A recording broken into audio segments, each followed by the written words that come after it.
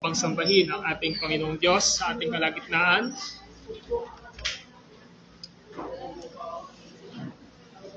Meron pong bagong muka sa ating kalagitnaan at hinihiling ko lang po na tumayo kapag natawag ang pangalan, si Sister Joy at saka si Brother Randy for the first time. Kayo po kayo, welcome po kayo sa God's Sovereign Commission Reformed Church. Okay?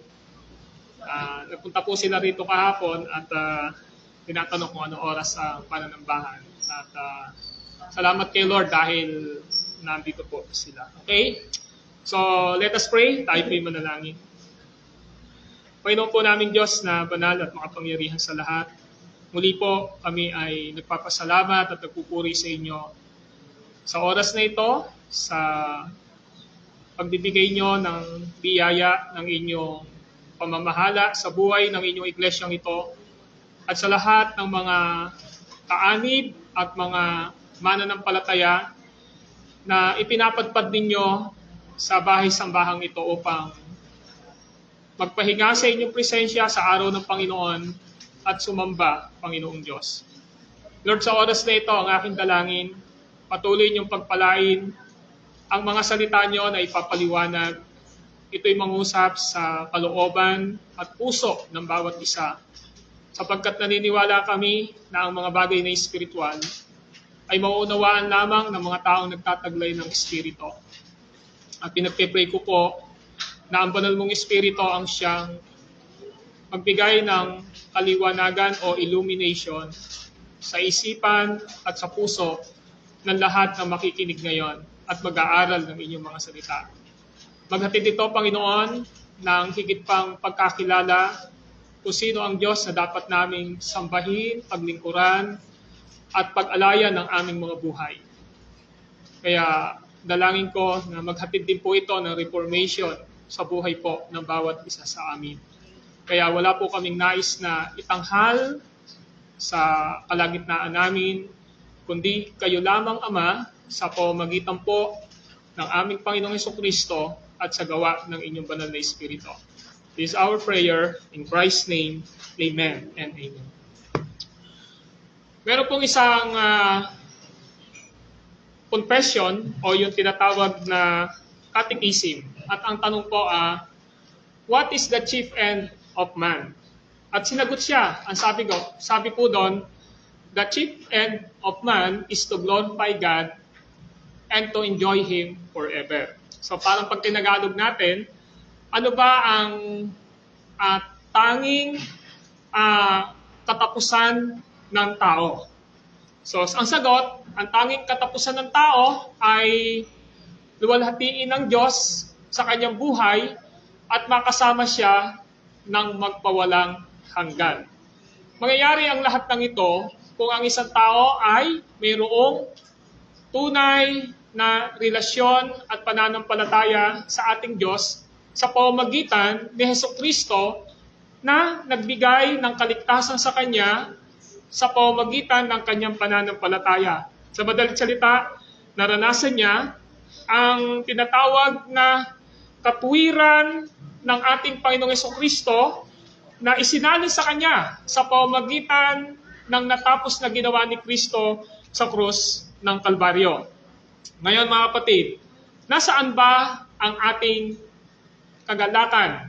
Nasaan ba ang ating pagnanais na kaluwalhatian na makasama ang ating Panginoong Diyos?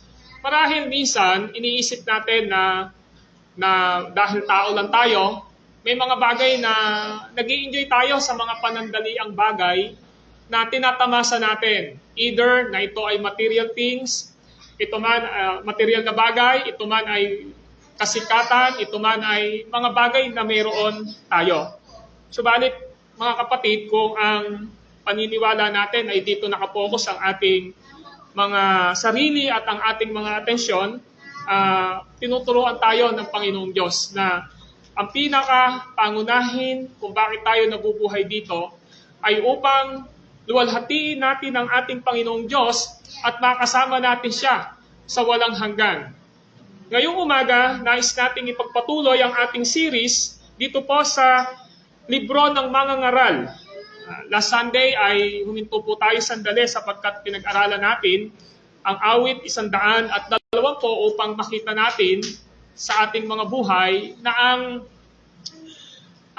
buhay na meron dapat tayo dito ay umiisip tayo na tayo ay manlalakbay lang. Subalit ngayong umaga ay ipagpapatuloy natin ang ating pag-aaral once again sa Ecclesiastes chapter 12 verses 9 to 14. O Mangangaral chapter 12 verse 9 to 14. Ganito po ang sabi ng salita ng Diyos. Lahat ng nalalaman ng mangangaral ay itinuro niya sa mga tao. Pinag-aralan niyang mabuti ang mga kasabihan at sinubok kung ito'y totoo. Pinili niya ang mga salitang nagdudulot ng kasiyahan. Nagdudulot ng kasiyahan.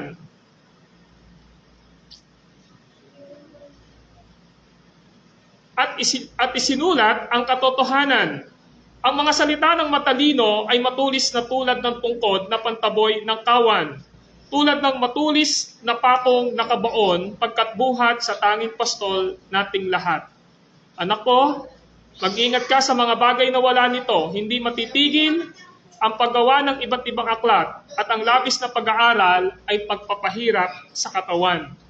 Sa kabila ng lahat ng ito, isa lamang ang aking masasabi, matakot ka sa Diyos at sundin mo ang kanyang mga utos, pagkat ito ang buong katungkulan ng tao. Lahat ng gawin natin, hayag man o lihim, mabuti man o masama, ay ipagsusulit natin sa Panginoong Diyos. For the part 3, ang ating pag-aaral, remember God eternally. Sa Tagalog, alalahanin ang Diyos ng walang hanggan. Ito ay ang conclusion na ng preacher na si Haring Solomon from chapter 1 hanggang chapter 12. Pinapakita niya rito na ang isang tunay na mananampalataya ay hindi lang siya basta nabubuhay sa mundong ito, kundi meron siyang tinatawag na relationship kay Kristo at ang commitment niya ay laging nasa isip at puso niya ang pag-alaala o pag-alaala niya sa ating Panginoong Diyos. Sa mga nakaraang pag-aaral natin ay sinagot natin ang katanungang paano mo aalalahanin ang Diyos sa iyong buhay? Yun yung tanong, paano mo aalalahanin ang Diyos sa iyong buhay? Number 1, sa kaalaman mo na pansamantala lang ang buhay mo dito sa lupa. Yun yung tinignan natin. Sa kaalaman mo na pansamantala lang ang buhay mo dito sa lupa. Nakita natin yun sa verse 7 ng chapter 12. Ang sabi ron, alalahanin mo siya bago manumbalik sa lupa ang ating katawan lupa at ang espiritu ay magbalik sa Diyos nang may bigay nito. Time will come, yung buhay na meron tayo rito ay mag-e-end. Pinag-aralan natin na ang Diyos, dinesign niya na ang ating katawan ay may dalawang elemento o sangkap. Una ay ang ating katawan na buhat sa alabok at pangalawa ang espiritu o kaluluwa na galing sa ating Panginoong Diyos. At alam natin, because of sin, ang ating katawang ito ay mamamatay, mabubulok. That's why sinasabi ni Haring Solomon na alalahanin mo siya bago man nambalik sa lupa ang ating katawan lupa. Time will come, itong katawan na meron tayo ay babalik sa lupa, inilibing, mamamatay, di ba? At ang kaluluwa na meron tayo ay babalik sa Diyos. Meaning, pinapakita doon, especially in verse 14, na one day ang Diyos hahatulan niya tayo. Hahatulan ang ating kaluluwa, haharap tayo sa ating Panginoong Diyos na kung saan ay titingnan niya ang katwiran ng ating Panginoong Hesukristo na siyang nag-iisang basihan ng kaligtasan sa buhay na mayroon tayo. Kaya mga kapatid, pinapakita rito, dapat malinaw sa atin na pansamantala lang ang buhay natin dito sa lupa. Now, secondly, at ito yung ating pag-aaralan ngayon, sa katanungang paano mo aalalahanin ng Diyos sa iyong buhay. Number 2, sa kaalaman mo na may tungkulin ka sa Diyos. Ulitin ko, sa kaalaman mo na may tungkulin ka sa Diyos. Lahat po tayo ay may tungkulin sa Diyos. Ang bawat isa sa atin ay mayroong responsibility when it comes to our obligation sa ating mga buhay. May responsibilidad po tayo na obligasyon sa buhay po natin. Ang bata, may obligasyon siya na mag-aral, maglaro, di ba? Sumunod sa kanyang magulang. Ang mga magulang ay may obligasyon siya na i-provide ang pangangailangan ng kanyang pamilya. Lahat tayo ay mayroong tungkulin, lahat tayo ay mayroong obligasyon. Subalit pinapaalala ng salita ng Panginoong Diyos sa pamamagitan ng preacher na si Haring Solomon na ang lahat ng tao sa mundong ito ay may tungkulin siya sa Diyos. May tungkulin po tayo sa Panginoong Diyos. At ito yung sinasabi ng talatang 13 nitong passage natin sa Mangaral chapter 12, verse 13. Ganito po ang sabi na salita ng Diyos sa verse 13. Sa kabila ng lahat ng ito, isa lamang ang aking masasabi. Matakot ka sa Diyos at sundin mo ang kanyang mga utos, sapagkat ito ang buong katungkulan ng tao. Now, yung word na ito ang buong katungkulan ng tao. Now, meron po tayong katungkulan. May katungkulan tayo when it comes to our relationship with God. Pinapakita rito sa verse 13 and 14 ay isang pagtatapos ng mga talata ng mangangaral sa kabuuan ng sulat niya dito sa mangangaral o sa Ecclesiastes. Mula kabanatang 1 hanggang kabanatang 12 ay malinaw na tinalakay ni Haring Solomon na ang lahat ng bagay sa mundong ito ay vanity, walang saysay. Wala siyang saysay in terms of eternal value sa buhay natin. Pinapakita niya na anumang bagay na mayroon tayo ay hindi magiging paraan ng Panginoong Diyos upang pumasok tayo sa kalangitan. Only God and Jesus Christ ang mayroon pong value sa atin upang magkaroon tayo ng buhay na walang hanggan. Kaya nga, sa tema ng pagtuturo ng salamista sa 12 kabanata ng librong ito, ay nakikita natin madalas ang kanyang mga pananalita, walang halaga ang lahat ng bagay. Alam nyo, ang sabi ho niya rito sa verse 7 ng kanyang sabihin na alalahanin mo siya bago manumbalik sa lupa ang ating katawan lupa at ang Espiritu ay magbalik sa Diyos na may bigay nito. Sinabi niya sa verse 8, sinabi ng mangangaral, walang kabuluhan ang lahat ng bagay. Everything is vanity, vanity, vanity. Yun yung lagi niya sinasabi. So ano ibig sabihin nito? Ibig sabihin, lahat ng meron tayo sa mundong ito is temporal.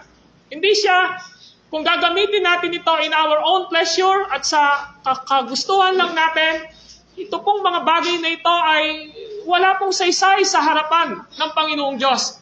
Ang isang pinapahalagahan ng mangangaral ay walang iba kundi yung ating preparation na matapos tayong mamatay dito sa lupang ito, saan natin i-spend, saan natin ilalagak, saan natin papanatilihin ang ating kaluluwa. Of course, ang pinag-uusapan natin dito ay yung tinatawag na eschatology o yung mga aral ng Diyos sa huling araw na kapag namatay tayo, ang katawan natin ay mabubulok, ang kaluluwa natin ay pupunta sa pansamantalang nagatan na tinatawag na heaven o tinatawag na paraiso in Abraham bosom.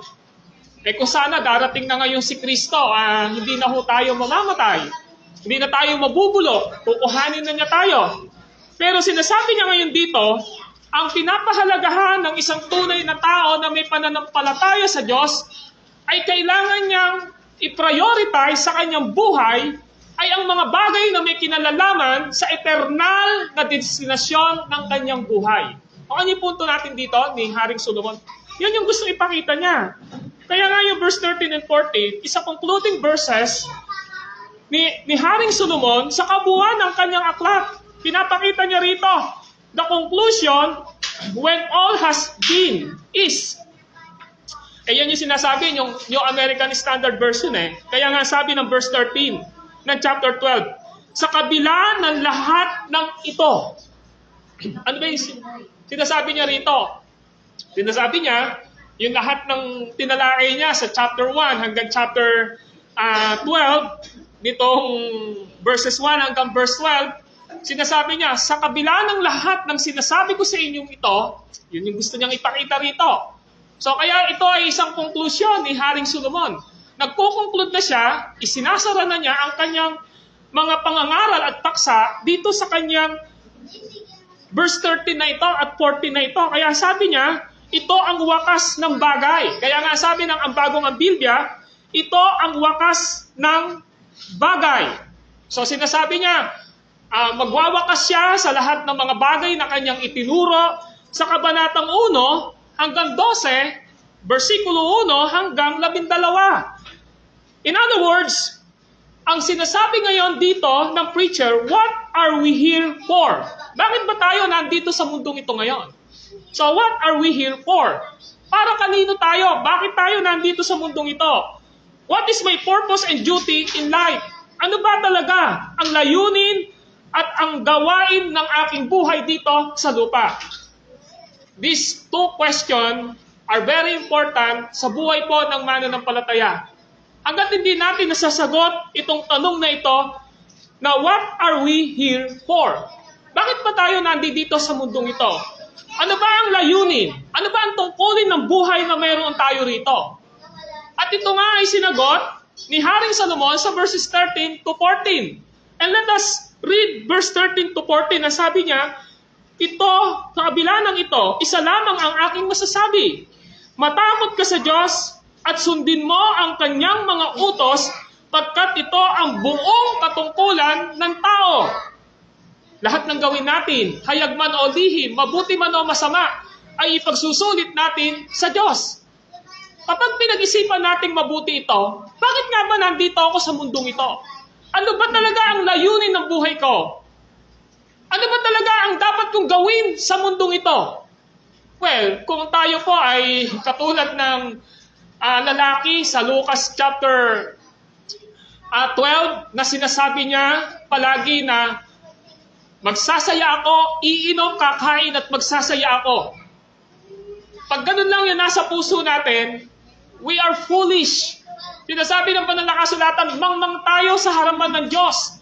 Dahil ang buhay ng tao ay wala sa ligaya na may pansamantalang meron siya. Dahil ang buhay ng isang tao ay wala sa laki ng kanyang kayamanan, wala sa kanyang pagiging tanyag sa mundong ito, wala sa kanyang pagiging at tinatawag na lahat ng bagay na mayroon siya.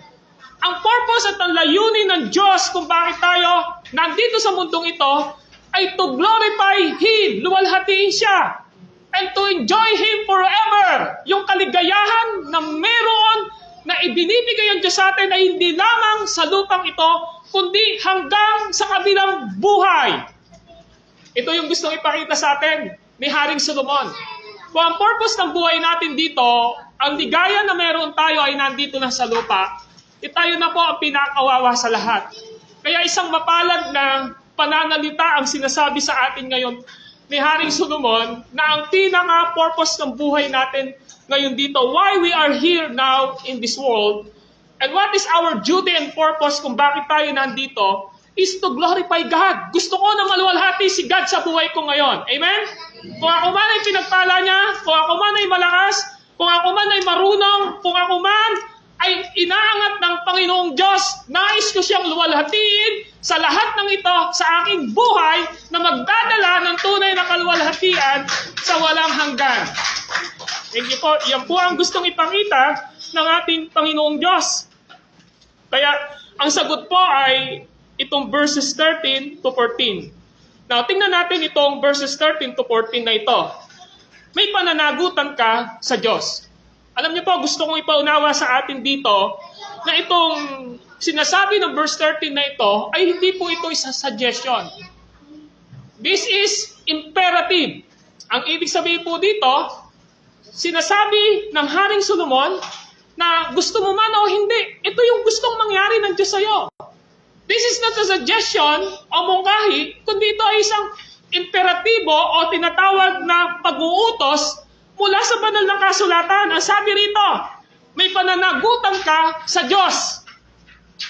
Kapag hindi natin iniisip na may pananagutan ako sa Diyos, magiging easy lang po yung buhay natin dito sa lupa. Ang buhay natin dito sa lupang ito ay parang sasabihin lamang natin na ayos lang na mabuhay ako dito. Pero once na naiintindihan natin na may pananagutan tayo sa Diyos, ang buhay natin ito ay magsiseryoso sa relasyon at sa pananagutan natin sa ating Panginoong Diyos. Because all of us is accountable to God. Why we are accountable to God? Because of verse 14. Ang sabi, lahat ng gawin natin, hayag man o lihim, mabuti man o masama, ipagsusulit natin sa Diyos. You are accountable. I am accountable. Whatever we says, whatever we do, dito sa lupang ito, one day at a time, pagharap natin sa ating Panginoong Diyos, ay pananagutan natin. We are accountable to the Lord. Now, sabi ng verse 13, buong katungkulan ng tao. And this is the concluding phrases of verse 13. Ang sabi ng verse 13, buong katungkulan ng tao. Now, mapakabigat ng sinabi ni Haring Solomon. Mayroong buong katungkulan ang tao. Hindi niya ko sinabi na 50-50 lang. Hindi niya sinabi na konti lang. Hindi niya sinabi na 75% lang. Sinabi ni Haring Solomon, buong katungkulan ng tao. So in other words, you and I, meron tayong buong katungkulan sa Diyos. Sabi ho ng English, para medyo makita natin yung mas malaman na kahulugan, the whole duty of man. We have a duty to the Lord. Meron tayong duty, meron tayong katungkulan, meron tayong dapat gawain. Well, kapag sinabi nating duty, ang ibig sabihin po ay ito. Quote, duty means that which a person is bound by moral obligation to do.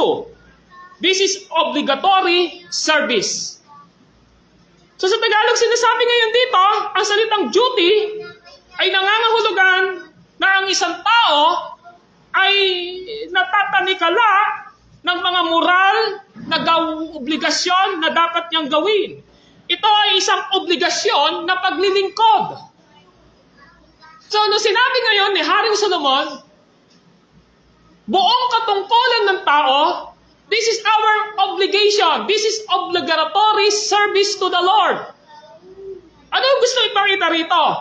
Well, once na ikaw ay pumasok, halimbawa sa isang trabaho o sa isang kumpanya o sa isang tungkulin na meron ka, hindi mo pwedeng gagawin mo kung kailan mo lang gusto na ibigay yung serbisyo mo. Di po ba? You have a responsibility. You have responsibility sa lahat ng ginagawa mo. In other words, nung sinabi ni Haring Solomon ito, medyo mabigat ito. Mabigat ito sa ating lahat na narito. Nung sinabi niya, buong katungkulan ng tao, sinasabi niya, ikaw ay natatanikalaan ng obligasyon na dapat mong ginagawa. Ito ay isang obligasyon na paglilingkod sa ating Panginoong Diyos. Now, in verse 7, ang sabi ron ay ito, alalahanin mo siya bago manumbalik sa lupa ang ating katawang lupa. What is the word remember?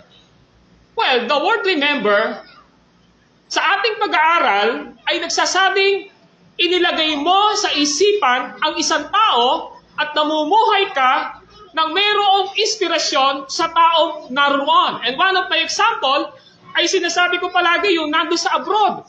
Sinasabi, bakit ka nandito? Para sa mga anak ko. Gusto ko makapagtapos. Ganyan din naman yung naririnig natin dito. Pag kami magulang, ang sinasabi niya lagi, ginagawa ko na lang ito para sa mga anak namin. Gusto ko mabigyan ng magandang kinabukasan. That is the meaning of the word remember. When we say remember, yung isang tao, yung pangalan ng tao, nasa isipan mo, nasa puso mo, gumagawa ka na may inspirasyon dahil sa kanila. Kaya na sinabi ni Haring Solomon, alalahanin mo siya, bago manumbalik sa lupa ang ating katawang lupa, ang sinasabi rito, we have a duty sa ating Panginoong Diyos. At ang duty nating ito ay walang iba, kundi isang obligasyon na kung saan ay mamumuhay tayo dito sa lupa, mamuhay tayo na buhay man o patay ay para sa Panginoong Diyos. Yun yung gusto ipakita ron. Mabigat, di po ba? So sinasabi ngayon dito, sa verse 7, remember God, alalahanin mo ang Diyos bago manumbalik sa lupa, ang ating katawan lupa at ang ating espiritu ay magbalik sa Diyos na may bigay nito. Our obligation is to be with God whether we live or die. Yung gusto pakita rito ni Haring Solomon. Yan yung obligasyon natin. Ang obligasyon natin ay para sa Diyos. Mabuhay man tayo o mamatay. Nais ko pong hiramin ang sinabi ni Apostle Paul sa Philippians 1:21. Si Apostle Paul sinabi niya, for to me, to live is Christ and to die is gain. Mabigat yan, di ba? Ang sabi niya, for me, to live is in Christ and to die is gain. Sa Tagalog, para sa akin, ang mabuhay ay kay Kristo at ang mamatay naman ay pakinabang. Kung titingnan natin, si Apostle Paul, bagamat wala namang akong nakita na hiniram niya ito dito, sa sinabi ni Haring Solomon sa Mahangaral chapter 12 verse 7, for me, this is the principle na sinasabi ng verse 7 ng Mahangaral chapter 12. Alalahanin mo siya bago manumbalik sa lupa ang ating katawang lupa at ang ating espiritu ay magbalik sa Diyos na may bigay nito. If you summarize at lalagyan natin ng laman itong verse 7 na ito ay nagpapakita ng Pilipos 1:21. Para sa akin, ang mabuhay ay kay Kristo at ang mamatay ay pakinabang. Ano ibig sabihin nito? Kung buhay ka ngayon, para kanino ka? Dapat para kay Kristo ka. Tama po ba? Kung mamamatay ka man, alam mo na para kay Kristo ka. In other words, whether you are alive and die, ang pinakikita ngayon rito ni Apostle Paul, maliwanag na dapat kay Kristo tayo.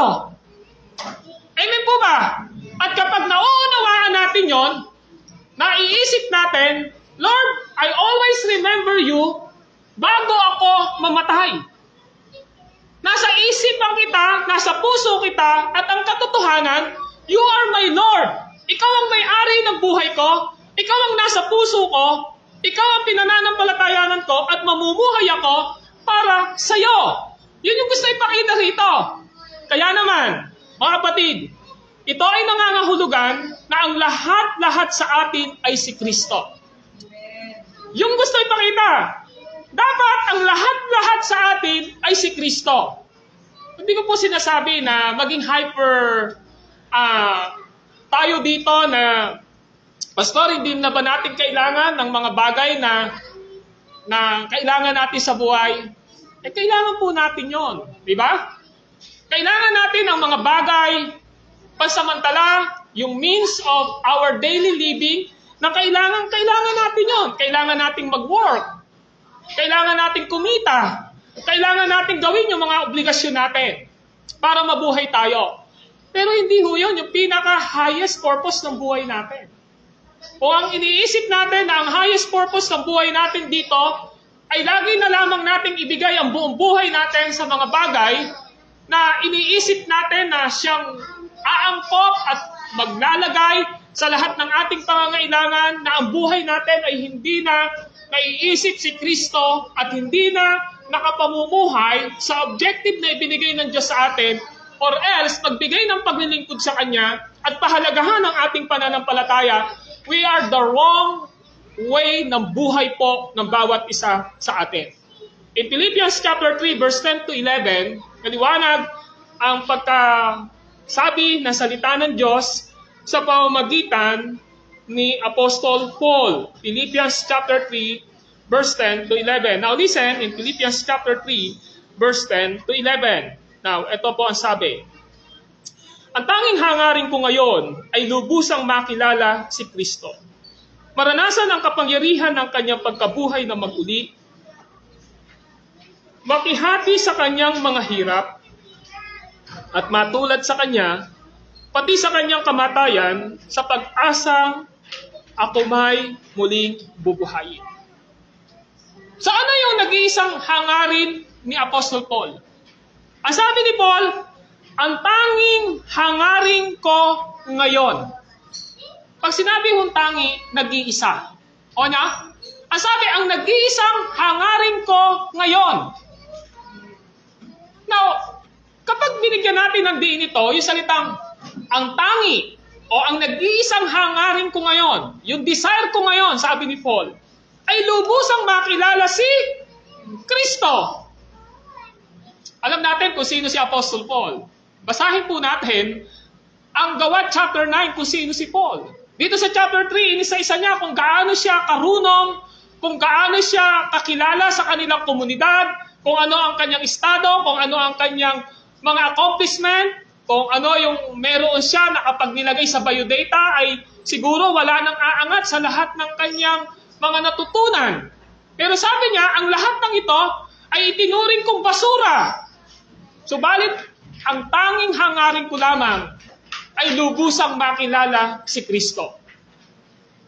Mga kapatid, ganyan din ba yung nararanasan natin sa buhay natin? Lord, sa kabila na ako ay may obligasyon sa aking buhay, pero hindi ko aalisin sa aking puso ang hangarin na makilala ka ng lubusan sa aking buhay. Ang hangarin na ikaw ay maparangalan. Ang hangarin ikaw ay mapaglingkuran sa aking buhay. Kaya ang sabi ni Paul, ang tanging hangarin ko ngayon ay lubusang makilala si Kristo sa pamamagitan ng kanyang kamatayan, sa kanyang paghihirap, sa kanyang muling pagkabuhay. Eh siguro naman, wala akong magsasabi, Lord, gusto kong maranasan yung paghihirap na meron ka. Si Paul lang yung nagsabi nun. Gusto ko, Lord, na kung ano yung naranasan mo noon, bahagi ng pagkakilala ko sa iyo, willing ako na dumaan kung luluobin mo na maghirap ako sa paghihirap na dadaanan ko. Kung luluobin mo na maranasan ko ang iyong kamatayan, na mamatay ako, willing ako, sinasabi ni Pablo. This is the language of parang nagsusuicide si Apostol Paul. Pero hindi siya nagsusuicide dito. Hindi siya nagmamayabang dito, hindi siya nagmamalabis na pananalita rito, kundi bahagi ng kanyang objective sa kanyang buhay na ang tanging hangarin niya ay makilala si Kristo sa kanyang buhay. Kapag gusto nating makilala si Kristo sa ating mga buhay, sinasabi ni Jesus Christ, ang sino mang gustong sumunod sa akin, limutin ang kanyang sarili, pasanin ang kanyang krus, at sumunod sa akin. That is the demand of Christ para sa kanyang mga anak, sa kanyang mga alagad na gustong ma-please to glorify ang God sa kanyang buhay at ma-enjoy ang Panginoon sa kanyang sa walang hanggan. So ang tanging hangarin ni Paul ay lubusang makilala si Kristo. Nangangahulugang ito para kay Pablo, ang lahat-lahat sa akin ay si Kristo. Kunin mo na ang lahat sa akin. Wag lang si Kristo. Paul, willing siya na mamatay. Willing siya na magsakripisyo. Willing siya na maranasan ang lahat ng bagay. Alang-alang kay Kristo. Si Kristo, ang ating pinagtutuunan dapat ng pansin ng ating layunin at pangunahing naisin sa ating mga buhay. Yan po ba'y gusto natin sa buhay natin? Totoo po ba na si Kristo ang pinagtutuunan ng pansin natin? Totoo po ba na si Kristo ang sentro ng ating isipan? Totoo po ba si Kristo ang sentro ng ating puso? Si Kristo po ba ang sentro ng ating katawan? Si Kristo po ba ang sentro ng ating kaluluwa? Ang dapat na maging tugon natin, Lord, I always remember you in my heart, in my mind, in my strength, in my whole being. Ikaw ang pinakasentro. Nabubuhay ako para sa iyo. Mga kapatid, ang lahat ng ating buhay ay para sa kalwalhatian ni Kristo. Sinasabi ng Hebrew chapter 12 verse 1, napakaliwanag na sinasabi niya, yamang naliligid tayo ng makapal na saksi, iwaksin natin ang ating isipan at ang ating puso sa mga kasalanang pumipigil sa atin at buong tiyaga tayong magpatuloy sa ating takbuhin na nasa ating hinaharap. Ituon natin ang ating paningin kay Kristo na siyang may akda at nagpapasakdal ng pananampalataya. Dahil sa pagmamahal niya sa atin, hindi niya ikinahiya ang mamatay sa krus para sa ating kaligtasan. So mga kapatid, yan yung gustong ipakita rito. Ang pinapakita rito sa atin, ang lahat ng ating buhay ay para kay Kristo. Ang lahat ng ating buhay ay para sa kalwalatian ng ating Panginoong Diyos. So ano yung punto ko dito? This is my point. My point is, may pananagutan ka sa Diyos. At sana maintindihan mo ito. Sana pagharap mo sa Panginoong Diyos, kapag dumating na ang iyong katawan, ay linisanin ng iyong kaluluwa. Pagharap mo dapat sa ating Panginoong Diyos. Ang sasabihin dapat sa iyo ng Diyos ay, pumasok ka, tapat kong alipin. Welcome, faithful servant. Yan yung gustong makita sa atin. Kapatid, you have responsibility to the Lord. We have responsibility to God. Hindi tayo naligtas para lang sabihin natin na ligtas ako pero wala ka ng pakialam sa buhay ko. Ligtas ako basta kung ano yung gusto kong gawin. Ligtas ako kahit wala akong church na kinasasamahan. Ligtas ako kung ano yung gusto kong gawin. After my save, lahat ng gusto kong gawin, gagawin ko pa rin. And that is the responsibility sa harapan ng Panginoong Diyos. After we save, ang gusto ng Panginoong Diyos, maunawaan mo sa iyong buhay na may pananagutan ka sa Kanya. Sapagkat darating ang araw na lahat ng ginawa natin sa buhay natin ay pananagutan natin sa ating Panginoong Diyos. Letter B. Ipamuhay mo ang Kanyang salita. Back to Mga Ngaral chapter 12 verse 13. Ang sabi ron ay ito. Sa kabila ng lahat ng ito, isa lamang ang aking masasabi. Matakot ka sa Diyos at sundin mo ang Kanyang mga utos. Now, in my mind, kung bakit inuna ko yung pangungusap sa verse 13 sa dulo, sinunod ko yung sumunod na word na sundin mo ang Kanyang mga utos. Kasi ang isang tao, kapag hindi niya alam ang kanyang responsibilidad, hindi rin niya alam kung ano ang mga rules na gustong gawin ng Diyos. Di ba? Kailangan nating maintindihan na ipamuhay mo ang Kanyang salita. Ang sabi po ng Magandang Balita Biblia, ang bagong ang Biblia, the same po ang salin. Ang sabi, sundin mo ang Kanyang mga utos. Sa translation ng NIV, ang sabi, keep His commandments. Now listen, the commandments in Hebrew is mitzvah. Yun yung Hebrew word niya. Yung sinabing commandment o utos, sa Hebrew ay mitzvah. Ano ba ibig sabihin nito? It is used through the Old Testament for all the law God gave His people, and there are 630 statements of the commandments that the Jew identify as this kind of command from God. Yung ginamit ni Haring Solomon dito, ng preacher, ay word ng mitzvah na ang ibig sabihin ito ay nagtuturo sa kabuuan ng lumang tipan ng batas ng ating Panginoong Diyos na kanyang ibinigay sa tao. At ang batas na ito ay 613 mga pangungusap na kautusan na nag-a-identify ng utos ng Diyos para sa mga Hudyo. So there are 613 law. Yung 2 law doon, yung 2 law doon, that is the 10 commandments. You love your God with all your heart, with all your soul, with all your mind, and love your neighbor as love yourself. That is 2 point ng command. In other words, there are 611 commandments sa lumang tipan. Pero yung dalawang summary ng 10 commandments nilagay, kaya naging 630. Na sinabi ni Haring Solomon, yung salitang, keep His commandment, sundin mo ang kanyang mga utos, ito ay tumutukoy, saan? Sa pagkakaroon ng bunga ang ating pananampalataya at relasyon sa Diyos. So anong ibig sabihin nito? Kapag alam natin na meron tayong tungkulin sa Diyos, meron tayong relasyon sa Kanya. At dahil may relasyon tayo sa ating Panginoong Diyos, meron siyang utos, meron siyang command, meron siyang word na ibinigay sa atin upang yun yung maging panuntunan natin sa ating mga buhay. Kaya nga po, hindi po porke naligtas tayo, ay wala na tayong susundin na utos sa Panginoong Diyos. Hindi ho.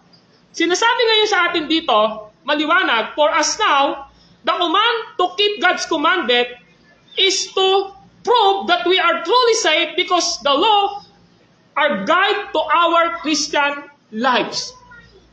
Nakita nyo? Ang gusto kong ipakita rito sa atin ngayon. Ang mga utos ng ating Panginoong Diyos, kapag sinusunod natin, ito ay patunay na tayo ay totoong ligtas. Totoo tayong anak ng Diyos. Sapagkat ang Diyos na nagbigay ng kautusan, ang siyang sinusunod natin sa kanyang mga salita. Ano yung punto? So yung gusto ipakita. In our salvation, the demand of the law are to Christ at the cross. Ito'y maganda. Alam nyo, kung hindi ka paligtas, kahit sundin mo po ang kautusan, wala ka pa pong kaligtasan. Kahit sundin mo yung 10 kautusan, yung 10 commandments, kaya mo ba sundin yung 10 commandments? You love your God with all your heart, with all your soul, with all your mind. And love your neighbor as love yourselves. Kaya ba natin sundin doon? Alam nyo, gusto ko ipaunawa sa atin. Ang kautusan ay hindi ho nagliligtas. Why? Wala pong nakasunod sa kautusan ng perpekto. Kundi ang ating Panginoong Hesukristo lamang nang nandito siya sa lupa, 2,000 taon na ang nakalilipas. That's why ang ginawa ni Kristo, inako niya. Yung hindi natin kaya sundin sa kautusan, si Kristo ang umako nun. When? When He was at the cross of Calvary. Kaya sinasabi doon, sa Galatians 3:10-11, sabi ron, tinubos tayo ni Kristo sa sumpa ng kautusan na para siyang isang isinumpa sapagkat sumpain ang hindi sumusunod sa lahat na sinasabi ng kautusan. So kung ang pangahawakan daw ay ang kautusan, hindi tayo maliligtas. Pero si Jesus Christ, namatay siya sa cross dahil hindi natin kayang sundin ang kautusan, inako niya yon. Completely sinunod ni Jesus Christ ang 613 na law, kaya nung namatay siya sa cross, hindi para sa kanya yon, kundi para sa iyo. Inako niya ang kakulangan na hindi mo kayang sundin ang kautusan. Sinasabi ng Matthew chapter 5 verse 17-20, na parito ako upang hindi pa walang bisa ang kautusan, kundi upang tuparin ito. Sabi ni Jesus Christ. 2 Corinthians 5:21, ang sabi ni Apostle Paul, si Kristo na walang kasalanan ay ginawang makasalanan upang tayo ay maipresenta ni Kristo na matuwid sa harapan ng Diyos. Lucas chapter 24 verse 25-27, sinabi ni Jesus Christ na hindi nyo ba alam na ang turo ni Moises, ang turo ng mga propeta, ang turo ng mga awit ay para sa akin. Ako ang tinuturo ng ito. Pagdating ng verse 44-47 ng Lucas chapter 24, sinabi ni Jesus Christ, binuksan niya ang isipan ng mga kasama niya naglalakad sa Emmaus upang sumampalataya sila na ang sinasabi ng kasulatan ay walang iba kundi si Kristo. Now, when we obey and follow the law of God, sinusunod po natin si Kristo sa ating mga buhay. Hindi tayo naligtas dahil sa pagsunod natin sa kautusan. Hindi tayo ngayon sumusunod sa kautusan para maligtas tayo. Kundi sumusunod tayo ngayon sa kautusan dahil ito ang pattern na ibinigay ng Diyos sa atin upang mamuhay tayo ng maayos sa kanyang harapan. Kaya nung sinabi ni Hari Solomon, ito ang buong katungkulan ng tao. Ano sabi ganon? Sundin mo ang kanyang mga utos. Hindi ho tayo antinomianism na nilalabanan natin ang command ng Lord. Hindi ho. We need to submit ourselves sa salita ng ating Panginoong Diyos sa kanyang mga utos. Otherwise, we are rebelde sa Panginoong Diyos. Parang pag sinabi ng isang magulang, hindi sinunod yung anak, ano yung sinasabi ng mga nanay nung araw? Katigas talaga ng ulo mo. Di ba? Sinabi ko na sa iyo, pero hindi mo pa rin sinunod. Natuwa ba yung nag-utos? Kapag hindi sinunod? Hindi po. Ang gusto ng Panginoong Diyos sa atin, nang tayo ay totoong nagkaroon ng relasyon sa Kanya, meron tayong tinatawag na delightful to obey and follow the law. Nasasarapan tayo na sumunod sa kautusan ng Panginoong Diyos. Amen po ba? Hindi ho tayo niligtas ng Panginoong Diyos upang gawin natin lang ang gusto nating gawin, kundi niligtas tayo ng Panginoong Diyos upang maging Panginoon natin siya sa ating mga buhay, at sa pagiging Panginoon ni Kristo sa buhay natin, sumusunod tayo sa Kanyang salita sa tulong at biyaya ng paggawa ng Banal na Espiritu sa ating mga buhay. Mga kapatid, now, as believers, the way we keep commandment of God is applying His Word to our lives. Yun yung gusto ipakita rito. Ngayon tayo mga mananampalataya, sa paraan na gustong ipakita ng Diyos sa atin, para masabi nating sinusunod natin ang Kanyang mga utos, sinusunod natin ang ating Panginoong Diyos, kailangan nating sundin ang Kanyang mga salita. Matthew chapter 22 verses 34 to 40. May isang bihasa sa kautusan na lumapit kay Kristo. Ang sabi niya, Guro, ano po ang pinakamahalagang aral? Sabi ni Kristo ay ito, ibigin mo ang Panginoon mong Diyos ng buong puso, ng buong kaluluwa at buong lakas. Ito ang pinakamahalagang utos. Ito'y pangalawa, ibigin mo ang iyong kapwa gaya ng pagmamahal mo sa iyong sarili. Sa dalawang kautosang ito, nakasalalay ang utos ni Moises at ng mga propeta. So si Jesus Christ, nang tinanong siya ng pinakadalubhasa sa kautosan, hindi niya pinawalang saysay ang kautosan na sinasabi niya, kung totoong mahal mo ang Diyos, mahal mo siya dapat, sundin mo ang the first tablet of the law. Huwag kang gagawa ng Diyos-Diyosan, huwag kang sasamba sa Diyos-Diyosan, huwag mong babanggitin sa walang kabulang usapan ng pangalan ng Panginoong Diyos. Igalang mo ang araw ng pamamahinga. That is our love to the Lord with our hearts at ng ating buong pagkatao. Yun yung gusto ipakita. Yung ikalawa, sinasabi doon, igalang mo ang iyong amatina. Ikalima, ika-anim, huwag kang mangangalo niya. Ikapito, huwag kang magnanakaw. Ikawalo, huwag kang magsisinungaling. Ikasyam, huwag kang papatay, huwag kang mag-iibot. That is the way we love our neighbor. Kaya sinasabi ngayon niya dito, nung sinabi ni Solomon na sundin mo ang kanyang mga utos, sinasabi niya, ang pinaka-buot nito, pagmamahal sa Diyos. Amen po ba? Kapag mahal mo yung Diyos, susundin mo ang kanyang salita at ang kanyang utos. Tama po ba?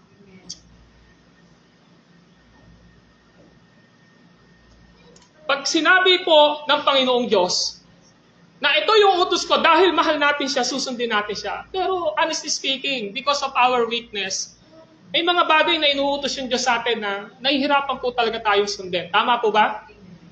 Pero by the grace of God, later on, pinaparealize niya sa atin na na-overcome natin yung mga bagay na ito. Pero ang pinaka-sentro, bakit natin sinusunod ang utos ng Diyos? Dahil mahal natin siya sa ating mga buhay. Amen po ba? Pag mahal mo po yung isang tao, lahat gagawin mo. Tama po ba? Sabi nga ni Balagtas, ang pag-ibig na makapangyarihan, pag pumasok sa puso ni Numan, hahamakin ng lahat, masunod ka lamang. Di ba yung sinabi niya? Susungkitin ko yung buwan. Di ba? Ay, between pala. That is mga hypalutic to describe how the man and woman na minamahal niya yung isang tao. So, ito yung gusto ipakita. Kapag mahal natin ng Diyos, kapag totoo tayong ligtas, susundin natin sa Kanya. Because one of the fruit of the Holy Spirit in Galatians chapter 5, verse 22 is love. The fruit of the Holy Spirit is love. Yung sumunod po ng mga salita doon, adjectives, kasama na po yun sa pagmamahal. Kapag mahal mo yung Diyos, magtsatsaga ka. Kapag mahal mo yung Diyos, magtitiis ka. Kapag ang mahal mo ang Diyos, may self-control ka. Kaya ang pagmamahal po ang siyang pinaka-basis kung bakit natin sinusunod ang salita ng Diyos. We need to submit ourselves to the Scripture. Amen? Sabi ng 2 Timothy 3:14-17, mula pa sa pagkabata, alam mo na ang banal na kasulatan ay nagtuturo ng daan ng kaligtasan sa pamamagitan ng pananampalataya kay Kristo. Verse 16, lahat ng kasulatan ay pinasihan ng Diyos at magagamit sa pagtuturo ng katotohanan, sa pagtutwid ng likong gawain, sa pag-aakay sa matuwid na pamumuhay. Verse 17, upang ang mga lingkod ng Diyos ay maging handa sa mabubuting gawain. So we need to submit ourselves to the Scripture, to the Word of God. And last, ito'y gusto ko ipaunawa sa atin. Bago ko iwanan yon, ang tanong lang po natin dito, mahal ba natin ang Diyos? Mahal po ba natin ang Diyos? Yes. If we love God, nagbibigay ito ng demand na sundin natin ang kanyang mga salita. Amen? So, wag po natin kalilimutan na kumain ng salita ng Diyos. Everyday sa buhay natin, mag-devotion tayo. Yung ganitong mga pag-aaral natin, napakalaking bagay na naiintindihan natin. Lastly, mamuhay ka ng may banal na pagkatakot sa Diyos. Back to chapter 12 ng Ngaral, verse 13. Sabi ron, sa kabila ng ito, isa lamang ang aking masasabi, matakot ka sa Diyos. Matakot ka sa Diyos. So, ang nagtuturo pala yung Biblia na dapat matakot tayo sa Diyos. Alam niyo yung salitang pagkatakot po dito, respect po ito. Amen po ba? Kapag nire-respeto mo, yung nanay at tatay mo, natatakot ka. Tama po ba? Respect. So, ano sabi rito? Matakot ka sa Diyos. Yun ang sabi. Ang salitang matakot sa Diyos, of course, alam natin, fear of God. Fear God. Okay? Alam niyo, ito po ay isang banal na pagkatakot sa Diyos. Ito ay bunga ng ating pananampalataya kay Kristo. Sabi ng Proverbs chapter 1 verse 7, ang pagkatakot sa Diyos ang pasimula ng karunungan. Ako niyo punto? Ang pagkatakot sa Diyos ang salita ng karunungan. Now, kapag sinabi nating wisdom o karunungan, Apostle Paul explain itong karunungan ito, knowledge na ito ay walang iba kundi si Kristo. Typologically, the wisdom is no other than Jesus Christ in the book of 1 Corinthians. Ibig sabihin po, sinasabi niya ngayon dito, the fear of the Lord is the beginning of wisdom. Basta ang isang tao ay nagkaroon ng karunungan kung sino si Kristo sa kanyang buhay, kung paano siya niligtas, at ang isang tao ay nagkaroon ng karunungan coming from the Word of God, ang ibig sabihin po nun, nagsisimula na ang kanyang pagkatakot sa Diyos. Ako yung punto? Yun yung gusto ipakita. Ang isang tao, natatakot lang siya na gawin kapag alam na niyang mali. Tama po ba? Kapag di mo naman alam na mali, hindi ka matatakot eh. Tama po ba? Tingnan niyo po yung mga bata. Hindi mo natatakot yan. Kung saan, minsan mababa yung saksakan nila. May isinasaksak na gano'n, hindi nila alam, makukuryente sila. Tama po ba? Naglalakad sila, hindi nila alam na delikado sa kanila na yung hawak nila, yung paglakad nila. Kasi hindi nila alam. Dito pinakikita, kapag tayo ay nagkaroon ng banal na pagkatakot sa Diyos, nagkakaroon na po tayo ng accountability and responsibility. Saan? Sa mga bagay na ginagawa natin. Ama po ba? So yun yung gustong ipakita. The fear of the Lord is the beginning of wisdom. Now, it is keeping His commandment in Ecclesiastes chapter 12, verse 13. Yun nga po, sundin mo ang aking mga utos. So mga kapatid, gusto ipaunawa sa atin ngayong umaga na ito, na what is the chief end of man? The chief end of man is to glorify God and enjoy Him forever. Ang gustong ipakita ngayon sa ating mga kapatid, maliwanag na maliwanag, based on verse 7, malakas pa tayo, may buhay pa tayo. Pero the question is, gagawin ba natin ito? Diba? Gagawin ba natin yung pananagutan natin sa Diyos? Gagawin ba natin yung ipamuhay ang Kanyang salita? Gagawin ba natin na magkaroon tayo ng banal na pagkatakot sa Kanya? Dahil kapag ginawa natin ito, yung salitang meron tayong pananagutan sa Diyos, susundin natin ang Kanyang salita, meron tayong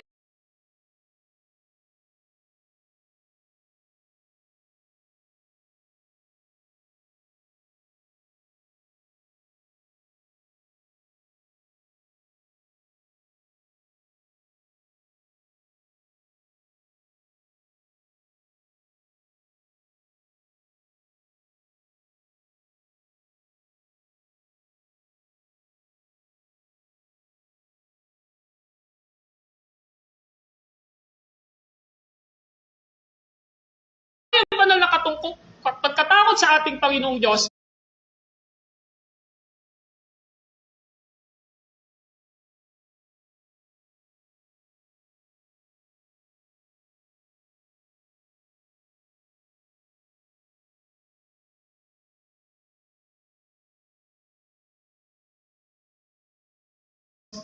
mag-i-enjoy po tayo. Di ba? Dito sa lupang ito, maluluwalhati ang Diyos. At pangalawa, mai-enjoy natin siya buhat sa walang hanggan. Patulad ng pasimula ko kanina, sometimes, yung pong mga kagalakan na hinahanap natin ay nasa Panginoon pala. Di po ba? Hindi ko sinasabi na masama ang mga material na bagay na hindi naman nagpapalayo sa iyo sa Panginoong Diyos. Okay po yun. Basta tatandaan lang po natin, anumang bagay na mayroon tayo, dapat nating isipin palagi na nagbibigay ito dapat ng kaluwalhatian sa Diyos. Amen? Pag binigyan ka ng Lord ng ganito, Lord, I want to glorify you. Di ba? Binless ka ng Lord, Lord, I want to glorify you. Di ba? Sa buhay kong ito. So, yun yung gusto ng Panginoong Diyos. To glorify Him. Maluwalhati ang Diyos sa buhay natin dito sa lupa. At ma-enjoy natin siya, hindi lamang ngayon, kundi sa kabilang buhay. As pastoral application, ang tanong ko po sa inyo ngayon dito, ginagawa ba natin at tungkulin natin ito sa Diyos? Una, isipin mo lagi may pananagutan ka sa Diyos. Pangalawa, isipin mo lagi na ipamuhay mo ang kanyang salita. And lastly, magkaroon ka ng banal na pagkatakot sa Kanya. So kapatid, remember God eternally. Let us pray. Panginoon, we are grateful, Lord, sa umagang ito. Despite po na may mga bagay na maaari kaming dinadaanan sa aming mga buhay, pero nananatili ka na mabiyaya sa buhay po namin. Sa umagang ito, maraming salamat sa mga naisulat na salita nyo dito sa Book of Ecclesiastes chapter 12. Especially, Panginoong Diyos, dito sa verse 13 na aming pinag-aralan na ipaliwanag. Lord, tulungan niyo po, Lord, na maunawaan namin na meron kaming buong katungkulan sa iyo. At ang katungkulan namin iyon ay sundin po kayo at ang inyong mga salita at utos. At magdadala yon ng banal na pagkatakot sa mga bagay na magpapalayo sa amin sa inyo sa pamamagitan ng simbuyo na inaalok ng sanlibutan ito. Panginoon, we are thankful sa buhay po namin, Panginoon. Sa kabila po na kami ay mga makasalanan. Sa kabila po na dapat kami ay patungo sa walang hanggang kapahamakan sa apoy ng impyerno. Pero Lord, dahil sa pagmamahal nyo sa amin at pagbilang nyo sa aming pagkahirang, Panginoon, kay Kristo, binigyan nyo kami ng kaligtasan. At sa pamamagitan ng Banal na Espiritu, na-experience namin ang isang bagong kapanganakan. At ngayon, ay merong natatago sa puso namin na binhi ng pagsunod sa inyong mga salita. Na binhi ng pagkatakot na banal na ayaw naming malayo at ayaw naming hindi masunod ang inyong salita dahil alam namin na meron po kaming tungkulin sa inyo bilang mga anak ninyo kami. Kay Lord, sa aming kalagitnaan ngayon, kayo ang nakakaalam na sitwasyon ng buhay ng bawat isa. Kung paano kami namumuhay, kung paano kami nag-iisip, kung paano kami nananalita, kung paano kami gumagawa, lahat ng ito ay alam nyo. At Lord, naririto kami, nagpapasiyasat sa inyo. At kung natatagpuan nyo na may mga bagay na salungat sa mga natutunan namin na prinsipyo ng katotohanan, we humble ourselves before you, O God, and asking your fatherly forgiveness sa lahat ng aming mga pagkukulang. And give us, Lord, ng pagtatagumpay sa mga bagay na maaaring naging hadlang. Turo nyo kami palagi kay Kristo na siyang nagpapatagumpay sa amin, na siyang gumagawa sa amin, Panginoong Diyos. Sapagkat ang lahat ng ito, Ama, ay hinihiling namin sa inyo sa pinagpalang pangalan ni Kristo Jesus.